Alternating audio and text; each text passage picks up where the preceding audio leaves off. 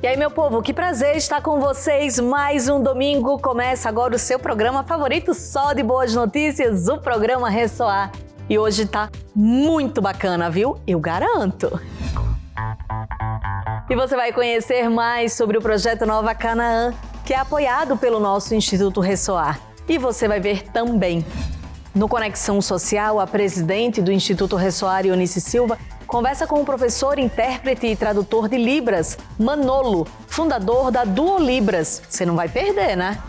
E no Ressoar Vida e Saúde, o Dr. Neto Borg irá tirar todas as suas dúvidas sobre alimentação. Então, fique ligado porque o programa Ressoar já começou.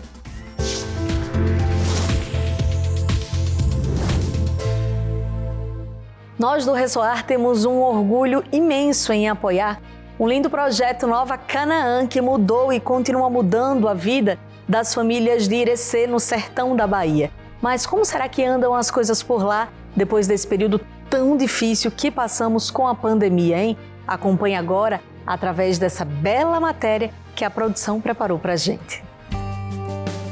A missão do Instituto Ressoar é promover a inclusão social, a igualdade e contribuir para que tenhamos a cada dia menos pessoas vivendo em situação de vulnerabilidade social. Por isso, apoiamos o projeto Nova Canaã, que completa esse ano 22 anos de existência. Na pequena cidade de Irecê, sertão baiano, famílias sofrem com as secas. Nós não temos um emprego fixo para dar uma vida melhor para eles, porque nós não temos estudo, nós não estudou, né? Geralmente aqui mesmo só tem trabalho aqui onde eu moro quando tem chuva, quando não tem trabalho. Passou 1 ano, 2 anos sem chover, aí Deus mandou chuva agora, para plantar, para ter aí. Mas só que nós também não planta, porque nós não temos a terra. Porque nós temos só essa casinha aqui, a fome dói e a sede dói mais do que a fome. Que você com a água ainda lhe hidrata. Agora a fome, se você não tiver o alimento, não tem como. Com o propósito de mudar essa dura realidade, o projeto Nova Canaã, desde então, atua na região, trazendo educação de qualidade em tempo integral para as crianças. Atualmente, mais de 500 crianças de 4 a 17 anos que são atendidas por 230 colaboradores e voluntários. Além da educação curricular, os alunos recebem tudo o que precisam para uma formação completa: valores, educação, cultura, esportes, saúde e oficinas de capacitação. Assim, cada um tem a chance de replicar o que aprende, levando o conhecimento para dentro de casa. Eu acho importante porque no futuro eu posso vender o artesanato e montar meu próprio negócio. Minha mãe ainda não trabalha, né? Aí eu posso ensinar para ela trabalhar e conseguir o dinheiro para casa também para ajudar o meu padrasto. Eu posso chegar aqui desanimada, posso chegar triste, meio para baixo, mas a partir do momento que eu chego aqui na dança, é como se a minha alma se libertasse, eu fosse para outra dimensão. Dançar me traz muita esperança, traz tranquilidade, paz, felicidade.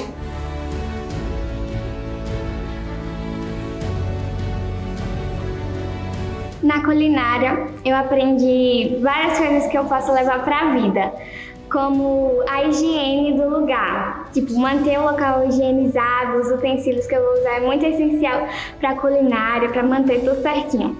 O amor aqui no projeto, ele é tudo. O carinho que as pessoas demonstram por nós, os alunos, o jeito que eles nos tratam é muito bom.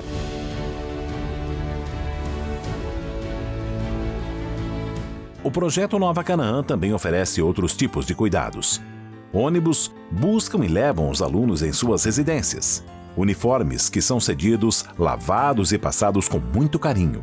Além disso, as refeições são preparadas com extrema atenção e sabor.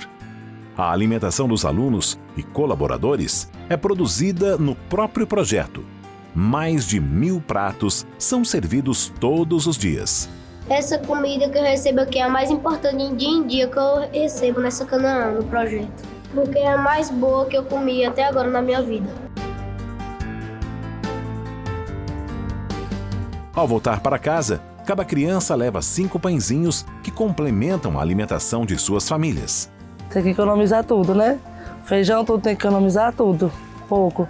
Aí, às vezes, assim, eles ganham algum dinheiro, que alguém dá 2, eles vão, mãe, eu vou comprar um miojo, eu vou comprar uma bolacha, né, pra eles comer, porque falta. Falta, na verdade, falta. Quando eles chegam, não dá nem tempo. Às vezes eu venho comer até da estrada. Né, que a gente fica de tanta fome, porque já descia do ônibus, eu já comia o pão. O projeto muda a vida e a realidade de famílias do sertão nordestino. Cada criança é única e especial. Aqui, abrimos os nossos olhos para o que é realmente essencial na vida. É um projeto capaz de trazer esperança e transformação para muitas famílias. A Canaã talvez seja a única oportunidade para muitas crianças, muitas famílias dentro do Nordeste, dentro do sertão baiano.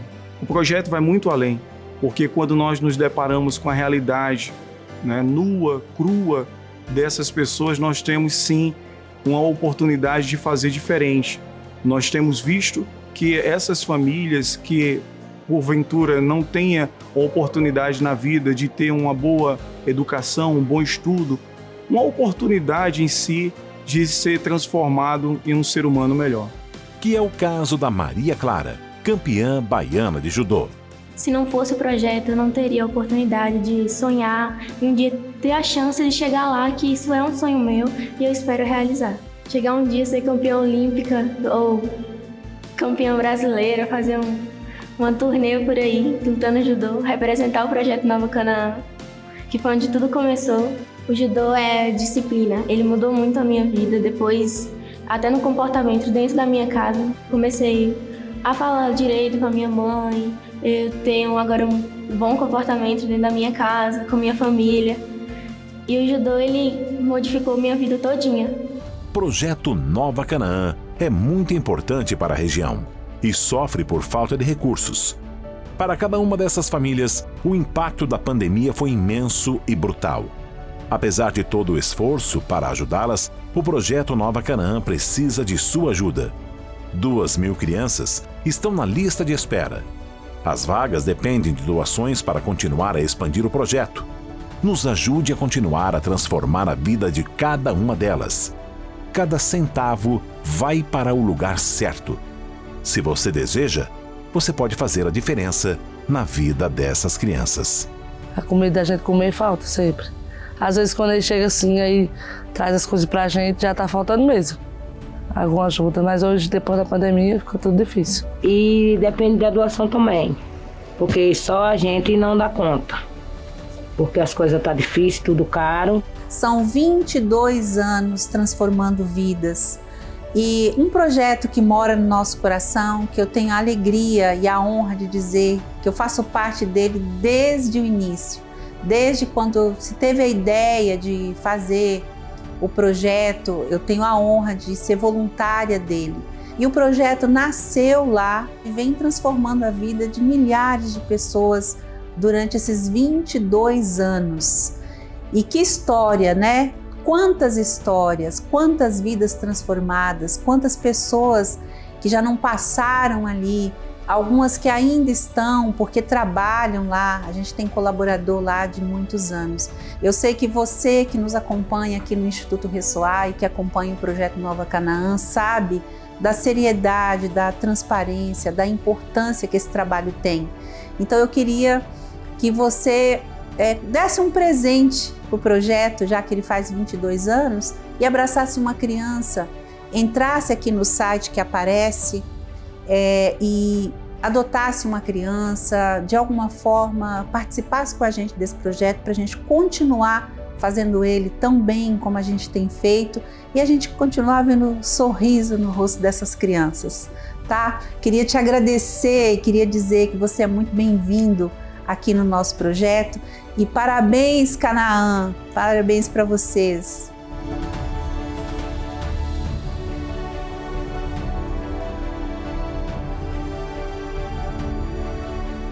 Ai, essa criançada, que saudade, um beijão para todos aí do Projeto Nova Canaã. Como eu amo esse projeto, como ele é engrandecedor, como ele transforma a vida das pessoas de Irecê. Parabéns, viu? Acompanhe mais uma matéria muito impactante que a gente preparou para você.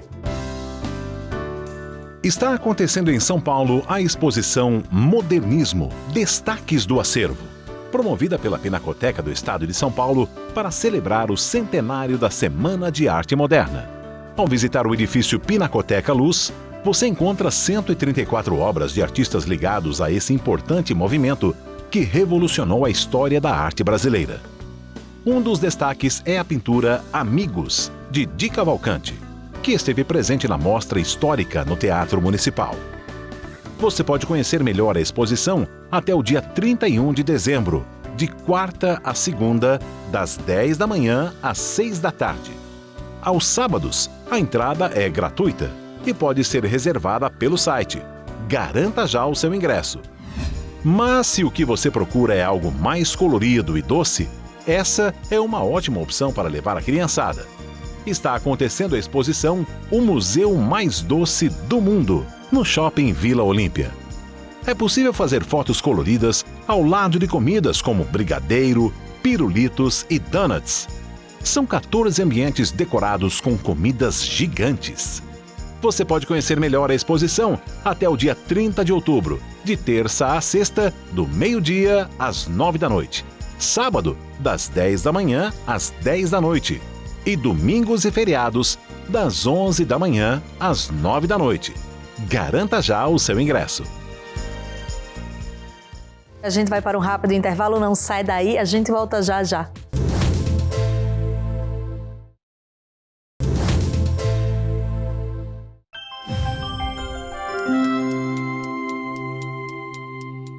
Você já parou para pensar nas pessoas que te ajudaram a ser quem você é hoje? Aqui no nosso país, nós temos muitas crianças, só que elas não têm quem as ajude. Por isso, eu tô aqui para te pedir uma coisa muito importante. Adote uma criança do sertão. Acesse o site. Com R$1 por dia, você pode dar para esses jovens a oportunidade deles serem bem-sucedidos. Afinal, amor é tudo, mas não é o suficiente.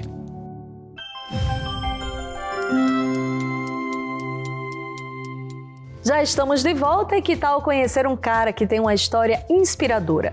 Ele se tornou uma das principais referências do Brasil no ensino online da língua brasileira de sinais, a Libras. Demais, não é? A presidente do Instituto Ressoar, Eunice Silva, conversa com o professor, intérprete e tradutor de Libras, Manolo. Bora lá acompanhar esse bate-papo?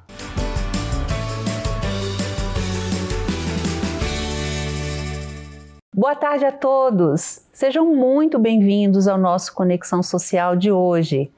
E nós vamos falar de um tema muito especial, um tema pouco falado, mas extremamente importante e necessário, que é a língua brasileira de sinais. E para falar sobre esse assunto tão inclusivo e importante, eu recebo o professor Manolo, que é intérprete, tradutor de Libras e referência no ensino online no Brasil. Seja muito bem-vindo, professor. Que alegria te receber, viu? Muito obrigado pelo convite. Vai ser muito importante falar sobre a língua de sinais, os surdos. Vamos levar para a galera aí. Muito obrigado pelo convite. E, gente, é alegria porque ele é muito, muito alegre. Eu fiquei impressionada, que energia, que pessoa do bem, que trabalho extraordinário que você faz, professor. Primeiro, parabéns, viu? Muito obrigado. Isso é muito bacana e a gente queria muito falar sobre esse tema aqui no nosso programa e ainda não tinha a oportunidade de conhecer alguém como você, viu? Foi muito bom mesmo. Muito obrigado pelo convite. Queria que você começasse contando um pouquinho da sua história. Até você chegar aí, como é que a língua de sinais entrou na sua vida, mas assim, como é que é a história do professor Manolo? Bom, então, quando eu tinha 10 anos de idade, minha mãe descobriu que eu tinha TDAH. E daí ela estava lendo um livro e descobriu que quem tem TDAH tem mais facilidade em coisas visuais do que auditiva. E daí ela falou, quem sabe na língua de sinais ele não vai prestar mais atenção. Porque nessa época eu frequentava a reunião das Testemunhas de Jeová e lá tinha um grupo de língua de sinais. E daí ela falou, puxa, ele não para quieto, sentado, ouvindo? Quem sabe língua de sinais por ser visual quem sabe não funciona, vai aqui, vamos tentar. E daí eu comecei com a língua de sinais e assim, me apaixonei, porque tem movimento, é visual, prende atenção. E daí eu comecei a ter contato com os surdos, além dos conteúdos, que tinham conteúdos muito bons, e também os surdos eu comecei a aprender no dia a dia. Então, vou comer um lanche? Eu chamava um amigo surdo. Vou jogar um videogame? Chamava um amigo surdo. Vou passear no parque? Chamava um amigo surdo. E eu fui aprendendo na vivência do dia a dia com eles. E depois eu fui me formando, né? Fiz as provas para poder atuar profissionalmente com isso, fiz pedagogia também para poder melhorar a metodologia de ensino e fui me especializando para poder atuar na área. Então faz 25 anos aí que eu tenho de contato com os surdos e a comunidade aí. E hoje você é um professor que está na internet, imagina que pessoas até fora do país têm acesso, mas eu queria que você começasse explicando para as pessoas o que é a língua de sinais, porque quem está assistindo a gente pensa que isso é só assim, é só para eles se comunicarem, é só para a gente ajudar, e não é, né? É um idioma, é a língua que os surdos se comunicam. Assim como tem português, inglês, alemão, japonês, tem Libras. É uma língua mesmo, com suas regras e tudo, e é a língua que os surdos se comunicam. Então eles conversam pela língua de sinais, isso é a Libras. Então os surdos usam a língua de sinais para se comunicar no mundo. Cada um com a sua língua de sinais separada, diferente, mas a língua de sinais é a língua que os surdos usam para se comunicar. Isso é extraordinário. Agora tem uma história, como é que ela chegou aqui? E depois você vai dizer sobre isso, porque às vezes a gente pensa que a língua de sinais é igual aqui, é igual na França, é igual nos Estados Unidos, e não. Mas assim, vamos começar contando como é que surgiu, como é que ela veio aqui. É verdade que é desde a época do Império? Como é que é? Sim. Então foi o seguinte, Dom Pedro II, ele viu que os surdos eram deixados abandonados porque se vinha com, ele nunca vai ser nada, nunca vai conquistar, não vai ser ninguém. Essa visão antiga, pelo amor de Deus, tinha essa visão, então os surdos eram largados num lugar, que hoje é o Instituto Nacional do Ensino do Surdo, que é o INES, lá do Rio. Mas os surdos ficavam lá e ficavam o dia inteiro passando lá e viviam, sabe? Viviam. Vegetavam. As famílias largavam, porque deixa ele aí. Então deixavam eles lá no INES. Dom Pedro II, ele lembrou que tinha um surdo na França. Ele falou, gente, ele é super inteligente, não é possível os surdos daqui estarem assim, largados, não é possível. E ele trouxe esse surdo para o Brasil. Que era um professor também? Exatamente, um professor surdo, e ele começou a ensinar a língua de sinais para os surdos ali. Mas os surdos já tinham alguns sinais, lógico, para se comunicar, os surdos se comunicam pela língua de sinais. E esse surdo francês começou a ensinar outros sinais, então meio que misturou. E foi a nossa base linguística de língua de sinais, é a língua de sinais francesa. Começou então, alguns assim. Sinais, isso começou assim, alguns sinais, por exemplo, vamos lá, já faça aí, galera, faz aí com a gente. Vamos lá, já vamos prender um sinalzinho aí. Aí, pessoal da câmera, vamos lá, uhul! Aê, tô gostando de ver. Esse pessoal muito animado. Vamos nessa. Então, fez aqui, você vai colocar o polegar bem no meio, assim, bem no meio. Isso, deixa eu ver. Muito bem. Essa é a letra P em língua de sinais. Essa é a letra P, Agora você vai usar na boca, porque a gente fala, né, com a boca falando. Você vai colocar essa mão aqui, assim, para frente. Fazendo esse movimento, vou fazer de ladinho aqui para pegar melhor na câmera. Isso! Esse é o sinal de falar. Mas espera aí, por que letra P? Falar é com F? Isso, boa! O que tem? Tem a ver? É porque vem do francês parlear. Parlear. Então, por isso, a nossa base de língua de sinais vem do francês. Alguns sinais, alguns existem empréstimo linguístico, que vieram de outros países também, mas a nossa base é da língua de sinais francesa. Então, misturou e foi se criado a língua de sinais do Brasil ali. Um pouquinho que já era usado, mas a francesa misturou e virou a língua de sinais que é hoje. Falam muito que o Dom Pedro tinha uma dor, né? Falam que era o neto dele, outros falam que era um parente próximo, que não falava. De qualquer forma, Deus colocou uma dor na família dele para ele trazer alguém para curar, né? Porque se não tivesse vindo dessa forma, talvez as pessoas não tivessem teria, mas demoraria de repente, né? Sim, exatamente. Então, essa forma bacana que foi naquela época iniciada aqui no Brasil, que teve essa inclusão. Sim. Por eles morarem lá, eles ficavam todos surdos morando nesse lugar, quando voltavam para suas casas, eles levavam o que aprendia para os surdos das suas cidades. Então, morava no interior, morava em São Paulo, outro morava em Minas, e foi levando o que eles aprenderam lá, e a língua de sinais foi se espalhando. Isso eu vi galera comentar. Muito interessante a história da língua de sinais no país, na nossa. Muito. E é uma cultura, né? E por isso que eu queria que você falasse dela no Brasil e no mundo, porque é diferente, né? Sim. Por que a língua de sinais é diferente, Inga? Isso é uma... Mas por quê, né? Tem gente que fala, eu ouço direto. Manolo, se eu aprender língua de sinais no Brasil, me comunico no mundo inteiro. Não é, por exemplo, como o inglês, né? Não é. Por quê? Mas tem um motivo. A língua de sinais, ela tem ligação com a origem, a vivência local. Quer ver um exemplo? O sinal de comer na língua de sinais japonesa é assim, comer. Por quê? Porque eles usam hashi. Então faz todo sentido ser comer, a palavra comer. Vamos comer? Comer. Agora, imagina no Brasil, faria algum sentido o sinal de comer ser assim? Não, porque a gente come com um garfo e faca. Sim. Então o sinal não faz sentido ali. Um outro exemplo, o sinal de... o setembro, no mês de setembro. O sinal de setembro é assim por causa do 7 de setembro, soldados marchando, tá vendo a perna marchando assim? Por isso é o sinal do mês de setembro.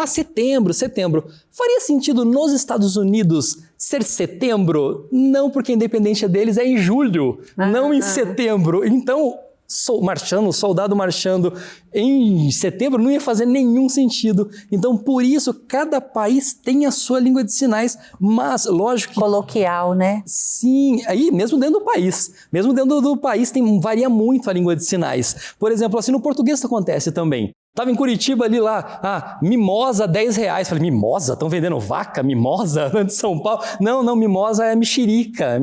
Olha. No português isso acontece. Na língua de sinais também. Tem sinais que é usado numa região que em outra tem outro significado, um falso cognato, ou às vezes até...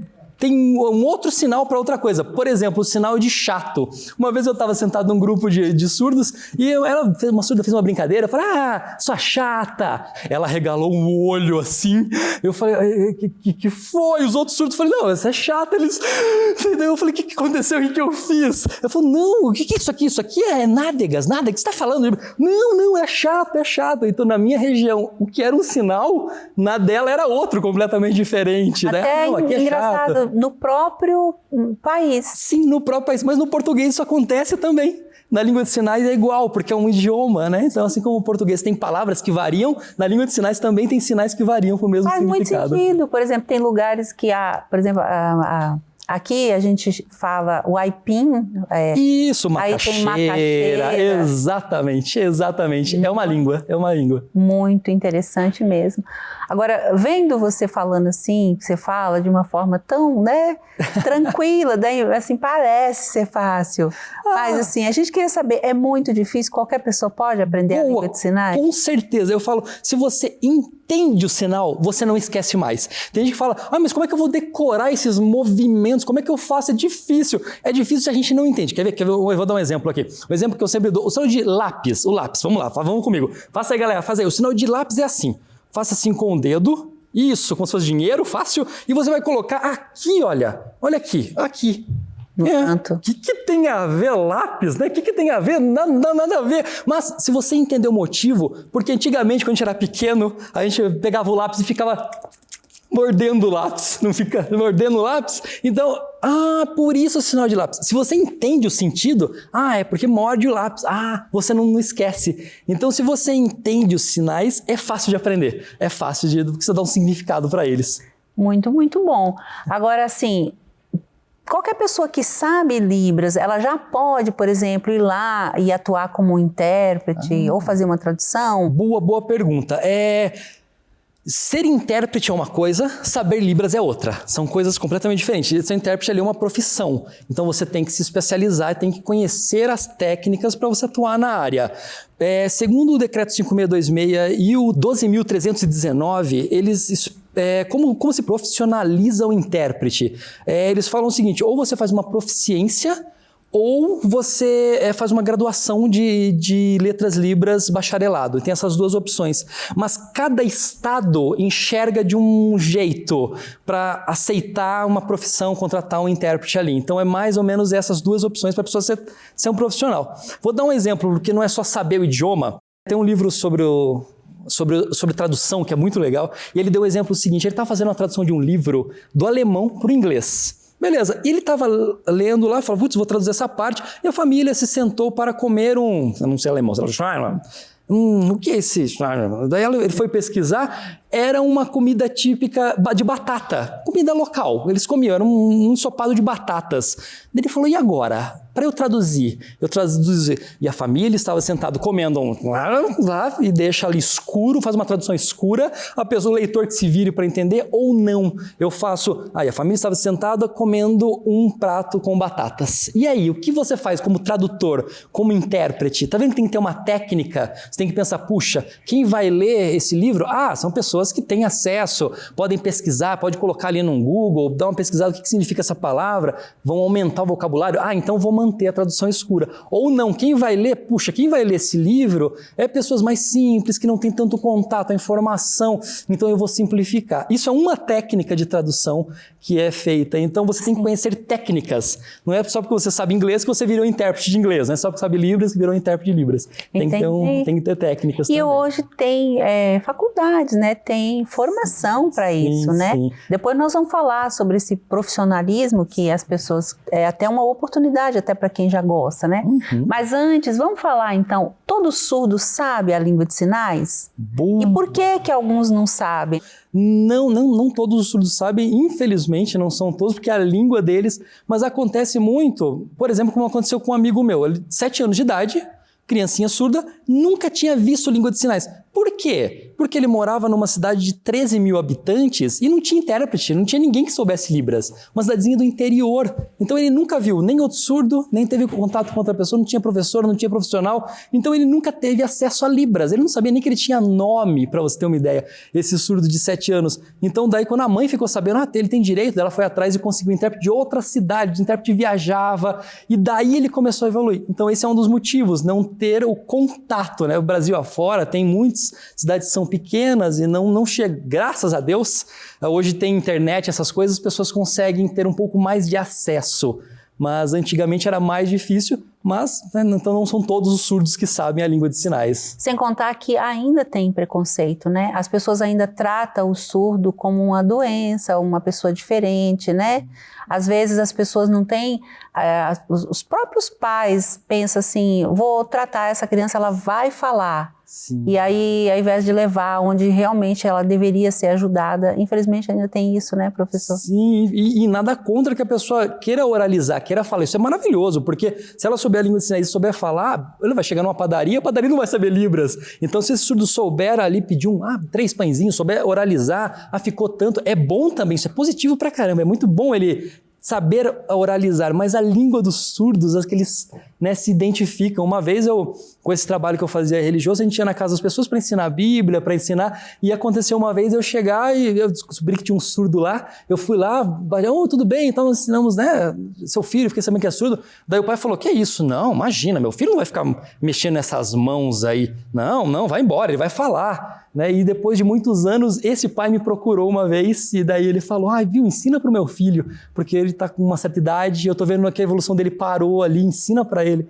Então, que bom que tá reconhecendo, sabe? As pessoas estão mudando, mas infelizmente acontece, sim, de algumas pessoas terem esse preconceito. Sim, e é um mundo, vamos dizer assim, inclusivo, real, e eu conheço, acho que você também, grupos de surdos que são extremamente super, vamos dizer assim, realizados com a sua vida, porque trabalham, estudam, porque tem, vamos dizer assim, o seu amor próprio, né? Uma autoestima elevada, e são felizes, extremamente felizes, e a gente tem que entender e respeitar isso. Inclusive, para quem não sabe, talvez a gente é que seja estranho para ele, porque o que ele conhece da vida dele é o mundo dele.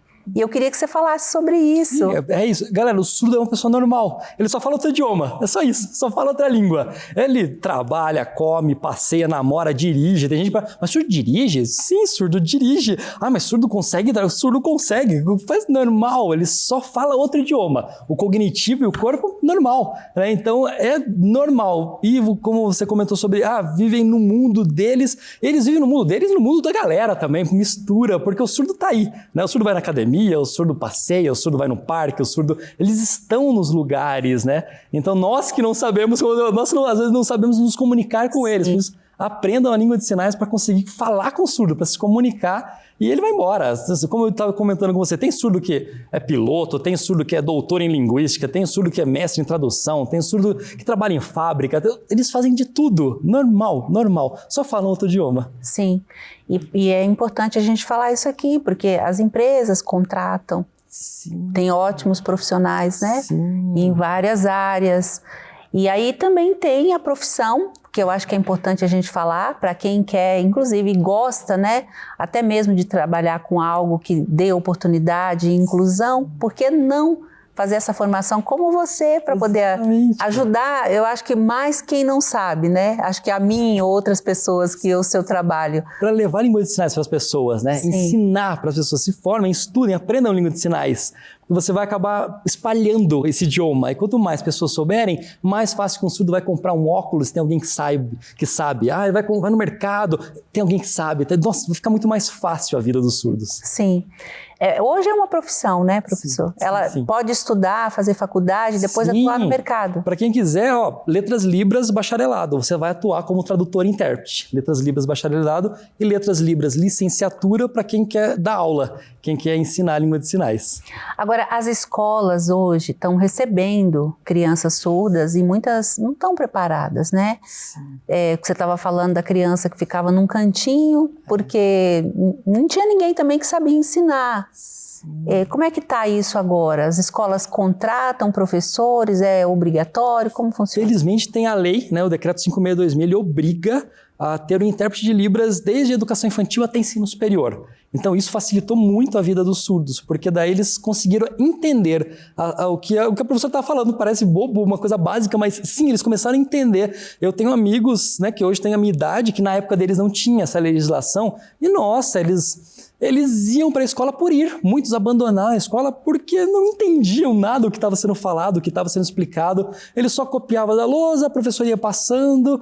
E hoje não. Hoje, graças a Deus, já tem intérprete de Libras, tem ali o intérprete. E vamos combinar, não é culpa da professora, porque a professora tem os 30, 40 alunos ali. Aquele aluno que está correndo, aquele que está bagunçando, aquele que não entendeu, isso aqui. E mais fazer em Libras. Não dá, não é competência. Coitada da professora, pelo amor de Deus, fazer Libras ainda. Então daí tem um intérprete de Libras que acompanha e passa tudo que a professora está falando. E daí pronto, o surdo evolui como qualquer outro aluno. Extraordinário, né? Eu fico vendo assim, hoje, né, a gente vive num mundo globalizado, com tantas informações e acessos, né? E isso é maravilhoso, né? Só basta a gente querer ir atrás disso, né? E tem gente que gosta, né? Talvez nem todo mundo vai, mas tem pessoas que ela gosta disso e é uma oportunidade. Eu queria que você falasse muito sobre o mercado, né, que a gente tem hoje para quem é o intérprete e tradutor dos sinais. Tem muitas áreas de atuação, desde interpretação, que intérprete e tradutor são coisas diferentes, tá, galera? São áreas diferentes. O intérprete é aquele na hora. Você tá falando, eu tô ouvindo, eu tô passando aqui. É na hora ali. Isso para qualquer idioma, tá? De inglês para espanhol, alemão, qualquer idioma, isso é o intérprete. O tradutor, ele recebe o conteúdo antes. Então ele recebe o conteúdo ou em texto, ou em vídeo, ou em áudio, recebe antes. Ele estuda, analisa, vê esse sinal aqui, acho que não vai ficar legal, isso aqui, daí grava uma vez, mostra para um surdo, pede um sinal, então o tradutor tem mais tempo para passar o conteúdo. E são duas áreas que tem muita área de atuação. Você pode trabalhar em escola, pode trabalhar em eventos, pode trabalhar em palestra, em congressos, o intérprete, o tradutor... Na televisão, né? Televisão, sim, exatamente. Televisão. Igrejas, né? Sim. Tem igrejas que precisa, que já dá esse acesso, porque recebe um público ali, né? Exatamente, surdo. Os surdos têm o direito de entender também, né? Aprender. Sim, isso é muito bacana. Eu fico pensando que de um período que a gente vive, principalmente na pandemia, que você só tinha ali, vamos dizer, a internet para se comunicar, né? Foi um mercado que deve ter crescido muito também, né? Sim. Quando iniciou a pandemia, nós demos para quem quis se inscrever, nós demos 1 mês de curso de Libras de graça, para quem quisesse entrar. Porque a gente falou, puxa, como a gente pode ajudar? As pessoas estão em casa, estão paradas. Gente, vamos vem aqui, vamos estudar Libras, galera, vai aqui, ó. Para quando liberar tudo, você já saber pelo menos um idioma novo aí. Então, daí a gente passou, foi bem legal e muitas pessoas começaram a procurar Libras nessa época de pandemia. A gente teve uma procura bem grande na... Eu acho que foi em 2 momentos. Foi a primeira-dama, quando ela, em rede nacional, deu uma super força, né? Foi super bacana. Eu achei aquilo incrível, né? E ficou... Acho que as pessoas se interessaram muito mais. Você não tem ideia como mudou a percepção, a visão das pessoas do surdo depois que uma primeira-dama fez língua de sinais em rede nacional para todo... Como assim? Você vê, os meus amigos surdos falaram depois que aconteceu, né? Ela fez e depois meus amigos falaram, gente, as pessoas estão chegando em mim. Eu era invisível. Eu era, eu surdo, eu não comunico, eu não vou. Ele falou, hoje não. Ele falou até assim, tô no carnaval, tava no carnaval, as pessoas vinham, você, tudo bem. Pelo menos não sabiam, mas pelo menos viam, eram vistos, sabe? Falava, quer meu bebê, e tal. Então, assim, se comunicavam. Ele falou, gente, estão olhando pra gente. O que tá acontecendo? Por causa desse ato dela, então assim, mudou, foi muito legal o que ela fez. E gente, assim, é um mercado muito bem pago, né, professor? Eu fiquei muito feliz de saber disso. Todo mundo fala que não é difícil aprender, mas deve ser um pouquinho, né? Mas é um mercado bem remunerado e é uma ótima oportunidade para as pessoas aprender, né? Sim, tem uma área de trabalho muito grande. Precisa. Aprenda, galera, estamos precisando. Precisa, vem, estuda, aprende, vamos embora. Precisa. Sem contar que você vai ajudar, né? Você vai ajudar a pessoa que precisa disso, a ensinar, né, a pessoa que é surda. Sim. Quem não é, às vezes a própria família não sabe se comunicar com a criança, né? Acontece Precisa de outra pessoa para ir lá. Eu vi um conselheiro falando que os pais levam o filho para pedir conselho. E aí ele aconselha pelo pai. Então, olha, seu pai está falando que você não pode fazer isso, porque o pai não sabe falar a língua do filho. Já passei por situações como essa. Às vezes coisas simples. Um amigo meu conseguiu a CNH, que eu estava dirigindo, comprou um carrinho para ele e tal, e daí eles iam viajar para uma outra cidade. A família ficou com medo porque ele tinha acabado de conseguir a CNH, falou, puxa, pegar a estrada, você está meio novo de carta, deixa que a gente dirige. Mas não conseguiu falar isso para ele, para esse meu amigo surdo em Libras. Ele achou que a família não queria deixar ele dirigir. E ele ficou bravo, como e assim? Eles ficam bravos pagando, eu quero. E daí falou, não, é que a gente só vai, não, eu que vou dirigindo. Daí me chamaram, eu passei isso pra ele, tá, só dessa vez porque eu tô aprendendo. Não, tudo bem, não tem problema. Então, olha, a falta da comunicação ali, uns sinaizinhos. Então, infelizmente, muitas famílias antigamente não se interessavam tanto, hoje tá mudando isso. Ainda bem que hoje tá mudando, muitas pessoas, as famílias estão enxergando essa necessidade de aprender a língua do filho, né? Pra poder se comunicar. Existe, às vezes, uma língua de sinais caseira, que às vezes inventa assim é água, assim é isso, aqui é aquilo, criam a sua língua de sinais própria, mas é um idioma, né? Precisa aprender para se comunicar um pouco mais com ele, tem que aprender certinho mesmo. Muito bacana. Agora, você vem fazendo um trabalho muito bacana aí com o Duolibras, né? Queria que você falasse, então, como é que surgiu a ideia de você criar o Duolibras. Boa. Foi uma situação interessante.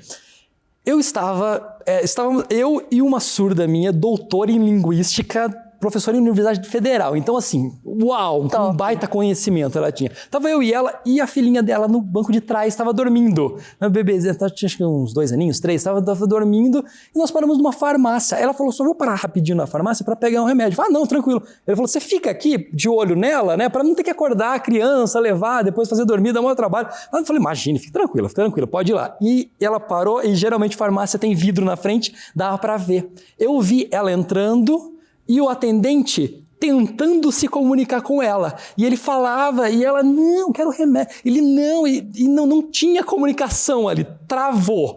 E eu falei, gente, não adianta.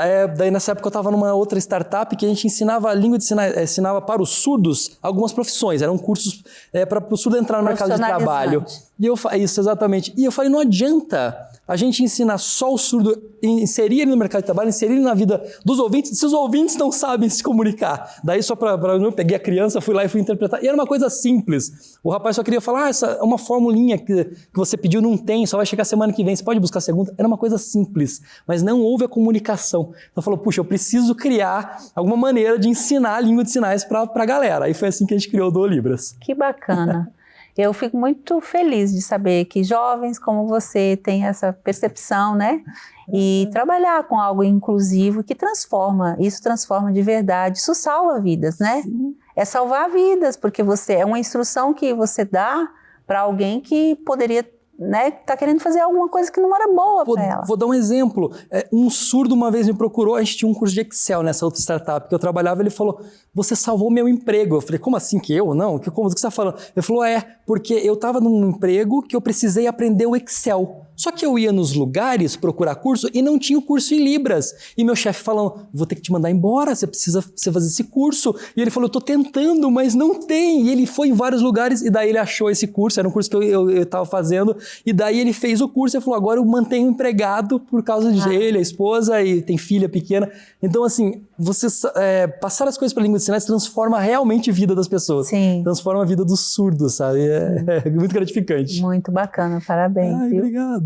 Agora, eu queria que você falasse, na sua opinião, como é que a gente pode melhorar, né, essa inclusão e acessibilidade no Brasil? O que você acha, assim, na sua experiência e vivência de mais de 25 anos, o que o governo, população, nós como institutos podemos fazer para a gente poder melhorar isso? Pronto. Simples, comunicação. Aprender a língua de sinais, simples. Pensar em deixar o local acessível, esse local tem Libras, aprender para se comunicar, vou atender um surdo, é só comunicação. Diferente de algumas outras, né? Por exemplo, puxa para cadeirante, precisa adaptar uma rampa, tem que ter construção, tem que mexer para cego, às vezes colocar aqueles piso tátil, tem toda uma adaptação. Para o surdo é só o idioma. Se você aprender o idioma dele, pronto. Às vezes um pouco que você aprende, né? Lá do Libras a gente ensina todo dia um sinal em Libras. Então um sinalzinho, um minutinho, 30 segundinhos, a pessoa para ali, aprende um sinalzinho, amanhã ou depois começou a conversar com o surdo ensina o resto depois, se você não tiver esse... Então, estuda e aprende Libras, é isso. Sabendo Libras, deixando os locais acessíveis, tendo tradução, nossa, o surdo vai embora. Ai, maravilhoso. Agora, queria que você desse uma dica para quem quer fazer o curso, às vezes achava que era muito caro, ou era muito difícil. Sim. O que ela faz para iniciar? Boa! Além de ir lá se matricular, exatamente, né? Exatamente. Procura um curso que você se identifica, sabe? Nós criamos uma série em língua de sinais. Uma série, igual um streaming de vídeo, que você tem ali a série, os personagens, e você vai aprendendo no dia a dia, que eu acho assim, você vai aprender um idioma, você tem que ser gostoso, tem que ser situações do dia a dia. Como é que é na farmácia? Se eu tô com surdo na farmácia, como é que eu faço? Se eu tô cozinhando aqui, como é que eu falo para ele, pega o requeijão para mim na geladeira? Essas coisas de dia a dia, eu acho que isso facilita, se você achar realmente uma maneira que você goste, que você se identifique, né? Eu acho que isso facilita bastante para a pessoa aprender. Muito bom. Então, acho que foi tudo que a gente precisava saber. Eu acho que se você tiver mais alguma coisa, você pode acrescentar. Eu vou pedir para você deixar uma mensagem para as pessoas de transformação, que eu sei que arde seu coração. Na verdade, é transformar as pessoas. Seu trabalho é lindo. Obrigado. Você tem uma energia muito boa. Então, aproveita esse momento de você deixar para as pessoas uma mensagem. Galera, aprende Libras. Tem uma frase que a gente fala, bora fazer a diferença na vida dos surdos hoje. Porque deixa para amanhã, hoje, vamos aprender hoje, bora aprender um sinal aqui, um ali, bora aprender língua de sinais, que você vai mudar a vida dos surdos. Bom, muito bacana a sua mensagem, eu acho que ficou isso claro para as pessoas, mas eu queria que você deixasse uma mensagem também para os surdos que estão te assistindo agora, que você pudesse já deixar essa mensagem aqui para eles. Claro!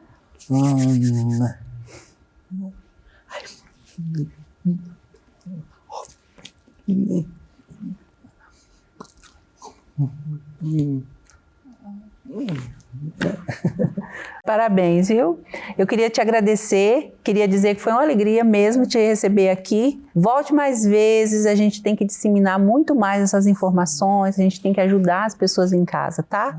Queria que você deixasse aí seus contatos, se você quiser, que as pessoas, como elas te encontram. Sim, claro. Primeiro, muito obrigado pelo convite, por levar a língua de sinais para as pessoas. Muito, muito obrigado, que é isso. Você tem que ter essa visibilidade, né, das pessoas da língua de sinais.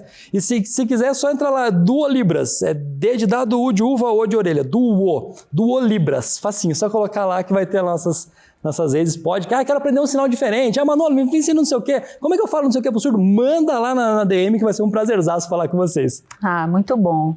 Manolo, obrigada, viu? Obrigado. Foi maravilhoso receber você aqui mesmo, viu? E, gente, muito obrigada. Espero que tenha te ajudado muito. Talvez você tenha um familiar, um funcionário, um amigo próximo, alguém que precisa dessas informações e para você também que não tinha esse conhecimento. A gente fica muito feliz de trazer essas informações aqui, viu? Obrigada por sua audiência. Siga o Manolo, siga o programa Ressoar, me siga também. E um abraço grande e até o próximo domingo.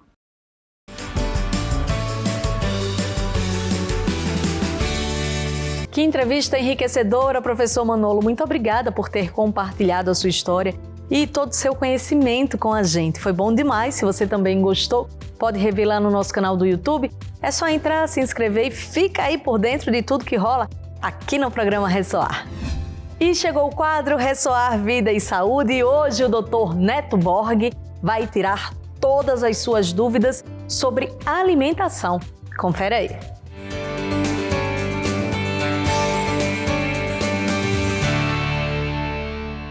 Bom, gente, no consultório que eu mais encontro, tá? Isso não é na teoria, mas é na prática. No consultório que eu mais encontro são mulheres com dificuldade de emagrecimento que mantêm um padrão alimentar muito comum. Que padrão é esse? Muitas vezes não tomam café da manhã. Durante o almoço, me dizem que só comem fibra, ou seja, são salada de alface, tomate e proteínas. E aí, vai chegando o final do dia, vai dando aquele desespero por comida. Porque, gente, não teve carboidrato aí antes no padrão alimentar. E aí, o que acontece? Chega o final de tarde, quando há uma alteração da serotonina, que é o hormônio do bem-estar, tá? Quando chega o final de tarde, ela não teve um carboidrato efetivo durante o almoço, com essa distribuição certinha dos macronutrientes que a gente chama, ela vai ter um período desesperador ali por vontade de comer um carboidrato no final da tarde e principalmente à noite. Gente, o nosso cérebro ele é movido pela glicose, pelo açúcar, mas a gente tem que saber o momento certo de colocar o carboidrato. Um mito muito grande que a maioria das pessoas tem, em questão e principalmente relacionado ao emagrecimento, é que o carboidrato é um vilão. E o carboidrato não é vilão, gente, de maneira nenhuma. O carboidrato é um auxiliar, porque a gente tem que fazer uma proporção geralmente entre a ingesta de proteína e a ingesta de carboidrato. Se o nosso cérebro é dependente de açúcar para viver, de açúcar que eu digo glicose. Se você não faz a ingesta correta, no final do dia seu cérebro vai estar ávido, desesperado para poder ter energia, enfim. E aí isso gera, gente, um comportamento cíclico na pessoa, um comportamento cíclico. Por quê? Quando a gente usa excesso de carboidratos de má qualidade, agora eu tô falando da pessoa que vai usar muito carboidrato, tá? Isso é um mito também. Quando a pessoa usa um carboidrato de má qualidade, isso sempre estimula o centro do prazer, que é o córtex frontal, essa região anterior aqui da nossa cabecinha. E aí o que acontece? A pessoa todo dia, geralmente no mesmo horário, vai ter um período muito voltado ao carboidrato. Por quê? O cérebro, a região do prazer, é aí quem vai estar ativada. Falando de orientações nutricionais, os oligoelementos, os macronutrientes, eles têm que ser divididos. O carboidrato é um macronutriente. O erro tá, não comer o carboidrato durante o almoço, achando que está fazendo certo, mas chega o final do dia, vem esse período de compulsão. Falando agora da questão do tempo de absorção, tá? Sim, o carboidrato ele é absorvido mais rápido, ou seja, então o seu organismo vai gastar menos energia para poder absorvê-lo. Já a proteína não, a proteína ela faz com que o seu próprio trato gastrointestinal gaste um pouco mais de energia para absorvê-lo. Onde eu quero chegar? Proteína também é muito importante, carboidrato é importante desde que esteja no momento certo. E fibras também, gente. Fibra é muito importante para a motilidade intestinal. Falando aí de mitos e verdades, eu não sei se vocês sabem, mas hoje o intestino ele é considerado o nosso segundo cérebro.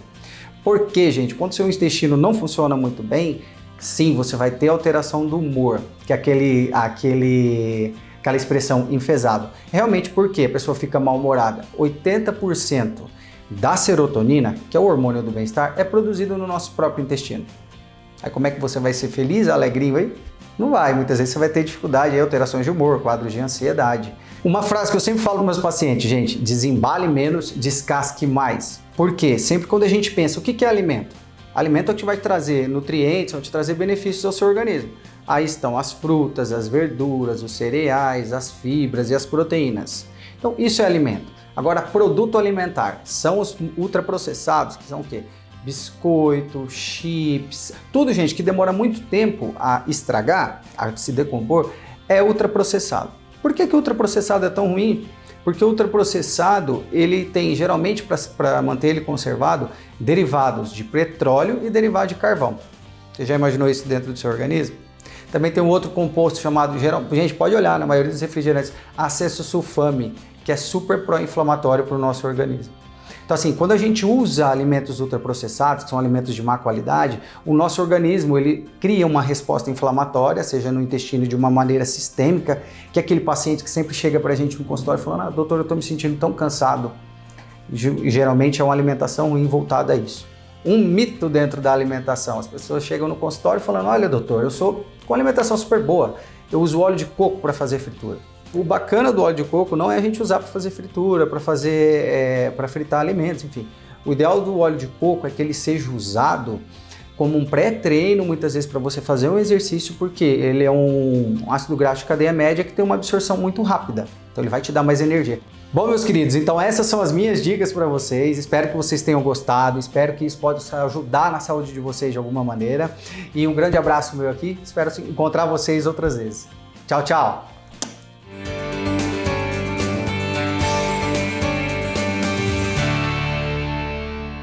O programa Ressoar de hoje chega ao fim. Poxa, que pena, né? Mas não se esqueça, para ver esse e outros programas, é só se inscrever lá no nosso canal do YouTube, siga também as nossas redes sociais para ficar por dentro das novidades do Instituto Ressoar. E para encerrar, a gente fica com o seguinte pensamento de Fernando Pessoa. Às vezes, ouço passar o vento. E só de ouvir o vento passar, vale a pena ter nascido. Bonito, né? Isso significa gratidão pela vida. Então, bora ser felizes com coisas simples da vida. Um grande abraço, beijo, até o próximo domingo, se Deus quiser.